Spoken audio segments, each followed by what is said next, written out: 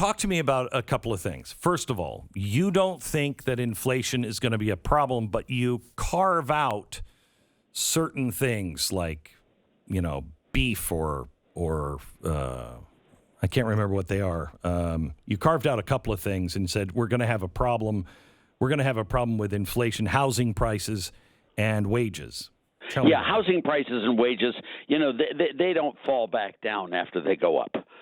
So once they go up, they don't fall back. Now, gasoline prices, as you know, go up and they go down, and agricultural prices do as well.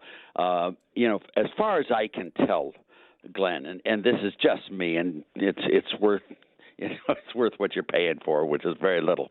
I'm not paying anything, so wow. I know neither you're not, is the listener. This is crazy. Don't listen to this guy. He's crazy. He'll do anything for free. I do some things for free. I mean, it's really worth it, by the way. When something's free, it's really expensive. Yeah. Okay. It is. Now, the quickie here is just the way I look at inflation. And now this is inflation, not a step up in prices at one time shot or something like that, is if interest rates go way, way up, that's a clear sign that the markets are expecting more inflation.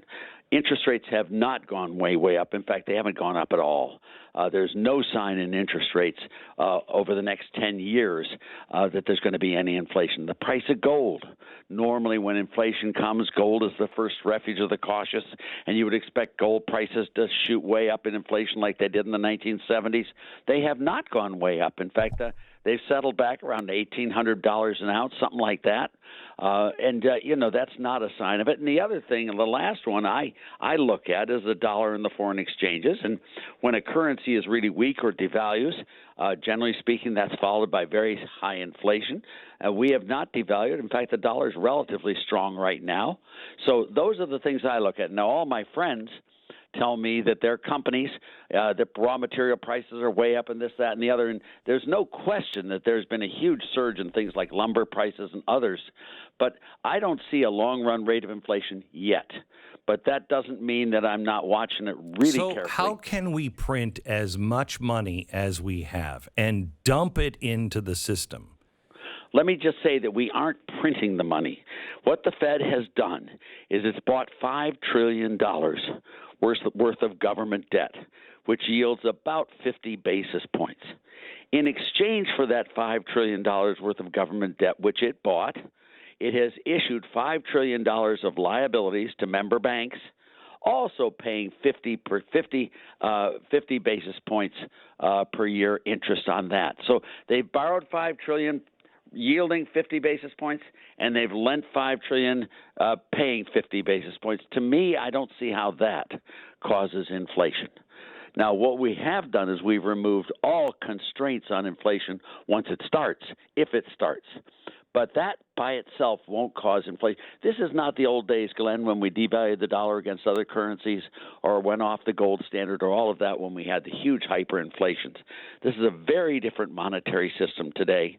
And I'm very worried about inflation, but I don't see it yet. Okay, so tell me about the new modern monetary theory that is being kicked around we can just print because it's always of value.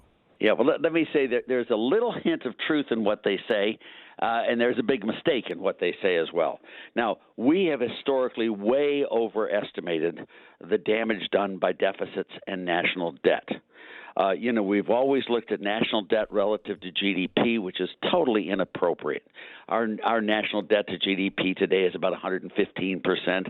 It's gone way up, and oh my God, they're all jumping across. What you have to do with debt is you have to look at debt compared to wealth, or you have to look at debt service compared to GDP, but you should never compare debt to GDP or any of these others. You should never mix a balance sheet item with an income statement item.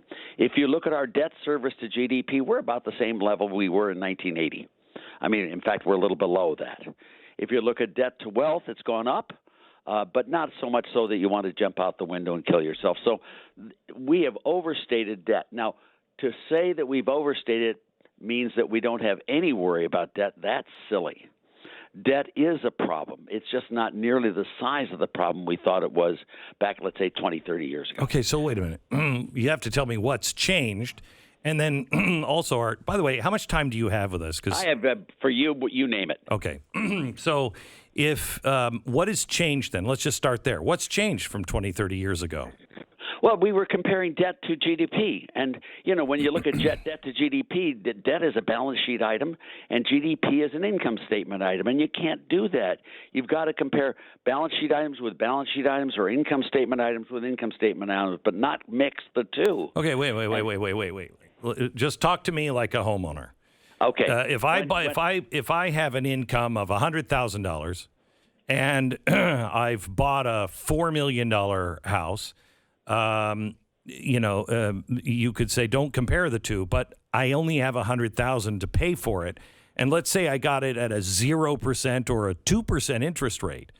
If at some point, if I have an adjustable mortgage, which we do, there's no way in hell I'll ever be able to afford that, ever, just because of interest rates. Let me, if I can, take your example and make it a little simpler, if I could. All right, good. If you're buying a house, what does the bank ask you when you apply for the loan? How much is the house worth in the market, and what is the size of your mortgage? That's a debt to asset comparison. I won't lend any more than 75% of the market value of your house to you in a mortgage. That's one criterion they use. The second criterion they use is, can you afford this with your income? What is your income versus the debt service requirements you have to get for this house? If you're making $50,000 a year and your debt service is $49,000, you're probably in trouble. Mm-hmm. If your income is $100,000, your debt service is $5,000, you're probably okay. So they look at how much your house is worth and your mortgage, and how much your income is versus how much you'll have to pay in debt service. But the federal government's income is already this year is going to be $3 trillion in the hole. Our income is not matching what we're spending. But the $3 trillion is the deficit, and it's also the level of debt. Now, when you look at the debt, just the debt to this year, let's say we increase our debt by $5 trillion, and we're paying 0.5% on that debt. That's, what is that? That's 50 billion, 60 billion a year. I mean, it's not the interest payments that are killing our government. No, but if interest rates do go up to 8%, it'd be crippling. Then we're in trouble. But that's true of any time. When interest rates are low, don't you borrow more than you do when interest rates are high? Sure. Except I don't know how to pay I don't know how to. I mean, when the interest rate, if I have an adjustable mortgage, I do keep it in mind that this is an unbelievably low rate that can't last forever. Well, can I pay for it when it comes up? For a long time. I mean, you go back to 2008 when Benny Bernanke was head of the Fed, and, they lowered interest rates to near zero. And it's been at zero now since 2008, Glenn. I mean, for 13 straight years, we've had interest rates way below where they should be long term. Now, this is not the only time it's ever happened, and I'm not saying it's smart to borrow, and I don't think it's smart for the U.S. to run deficits like we do. I don't. But I'm also not ready to jump off the cliff. We've had periods like from 1941 to 1960, I think, 1955, something. We had the Accord where interest rates were effectively zero as well. We've had this type of period before. Okay. Now, it scares me, and it scares me a lot, but it's not the death shot yet. Art, tell me about what's happened. There's some fundamental things that are changing in America, and I know that there have been brains a lot smarter than mine that have wondered what happens when we transition to a country where property is something that you rent, not something that you own. And when you start to pay people for doing nothing, how is this all going to work? We are now seeing how at least one part of this is working and not well. We have people that won't work because the government is paying them to stay at home. And we haven't even seen the effects of what that does psychologically to a society. What we're seeing now is people can't get anybody to go in and work, and so places are closing down or things are making, that kind of atmosphere makes the things we're all trying to buy even more precious and more expensive because there's nobody there to make them. You're precise. This is the real problem. I mean, I would worry about this far more than I would about debt or debt service at present. When you tax people who work and you pay people who don't work, do not be surprised if a lot of people choose not to work. And every answer this administration does, and other administrations too, it's not just this one, governments in general love to pay people not to work because they think they get to get votes from them. And that is exactly what we've gone through. This huge expenditures on these stimulus packages, they say, have all been directly aimed at creating a marketplace where people do not want to work and that goods become scarce and that those prices go up. But it's a disaster to both income earners and to people who don't work because once they're out of a job for a while, Glenn, they learn that they lose the skills to do the jobs, and then they become unemployable, and that's a terrible, terrible burden for our society to have to bear. So, Art, there's obviously this is coming from the administration. We're moving towards a Marxist kind of world. What's it going to take to repair this damage? Politics. I mean, the only answer is people basically deserve the governments they get.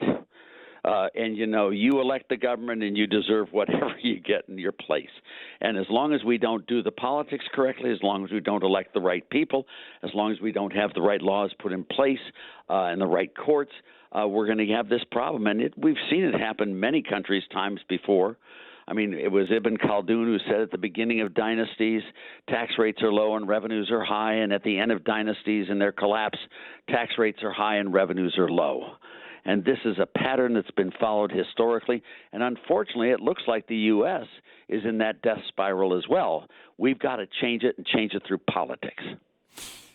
The things that Donald Trump did, I am not for. I'm not for tariffs at all. However, his tariff, and I told him personally, his tariff on China, I think was absolutely right.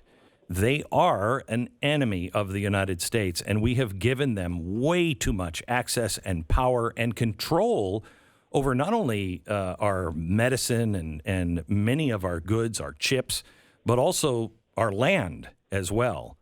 How does China see the United States right now? Well, I was the first American to go to China in modern times. I went in 1970 with George Shultz and John Ehrlichman in Air Force Two when we had the first rapprochement. We did the pre-Kissinger trip. And, China at that time was ripe for coming into the world community. And what we have to do, Glenn, is balance the good and the bad with China. Politically, you're totally correct. And there's no reason why we shouldn't use tariffs and quotas and other sorts of trade measures to bring recalcitrant nations back into line.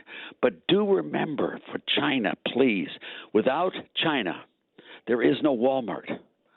And without Walmart, there is no middle class or lower class prosperity. China should be our best trading partner in the world, and we should have all the precautions set in place on trade to make sure that the critical materials with regard to China aren't traded and thereby cost the U.S. politically and militarily. So how do we balance the? How do we balance? We've got only a minute. I don't know if you can even answer this. Sure. How do we balance the idea that Nike and others are looking at that market, and so they'll just go with that market because they want that market more than this market. They like both, but they got to serve that master. How do we stop that? Well, I don't think we have to worry about Nike selling shoes in China. I really don't. And I don't think we have a problem with Chinese producing shoes that are much cheaper and much better quality than ours. I mean, we do some things far better than China, and they do some things far better than we do. We and they would be foolish in the extreme, Glenn, if we didn't sell them those products we make better than they do in exchange for those products they make better than we do, so long as those products don't harm us politically and militarily.